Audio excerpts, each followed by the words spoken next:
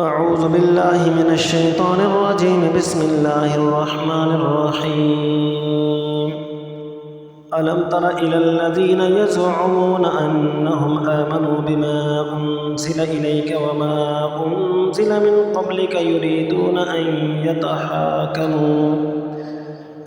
يتحاكموا إلى الطاغوت وقد أمروا أن يكفروا به ويريد الشيطان أن يضلهم ضلالا بعيدا. وإذا قيل لهم تعالوا إلى ما أنزل الله وإلى الرسول رأيت المنافقين يصدون عنك صدودا. فكيف إذا أصابتهم مصيبة بما قدمت أيديهم ثم جاءوك يحلفون بالله إن أردنا إلا إحسانا وتوفيقا. أولئك الذين يعلم الله ما في قلوبهم فأعرض عنهم وعظهم وقل لهم في أنفسهم قولا بليغا. وما أرسلنا من رسول إلا ليطاع بإذن الله ولو أنهم إذ ظلموا أنفسهم جاءوك فاستغفروا الله واستغفر لهم الرسول لوجدوا الله توابا رحيما. فلا وربك لا يؤمنون حتى يحكموك فيما شجر بينهم ثم لا يجدوا في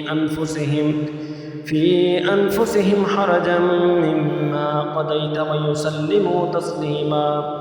ولو أنا كتبنا عليهم أن اقتلوا أنفسكم أو اخرجوا من دياركم ما فعلوه إلا قليل منهم ولو أنهم فعلوا ما يوعدون به لكان خيرا لهم وأشد تثبيتا.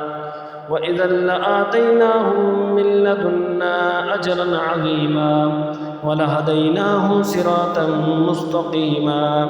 ومن يطع الله والرسول فأولئك مع الذين أنعم الله عليهم من النبيين والصديقين والشهداء والصالحين وحسن أولئك رفيقا. ذلك الفضل من الله وكفى بالله عليما. يا أيها الذين آمنوا خذوا حذركم فانفروا ثبات أو انفروا جميعا. وإن منكم لمن ليبطئن فإن أصابتكم مصيبة قال قد أنعم الله علي إذ لم أكن معهم شهيدا. ولئن أصابكم فضل من الله ليقولن كأن لم تكن بينكم وبينه مودة يا ليتني كنت معهم فأفوز فوزا عظيما. فليقاتل في سبيل الله الذين يشرون الحياة الدنيا بالآخرة ومن يقاتل في سبيل الله فيقتل أو يغلب فسوف نؤتيه أجرا عظيما. وما لكم لا تقاتلون في سبيل الله والمستضعفين من الرجال والنساء والولدان الذين يقولون ربنا أخرجنا من هذه القرية الظالم أهلها واجعل لنا من لدنك وليا واجعل لنا من لدنك نصيرا.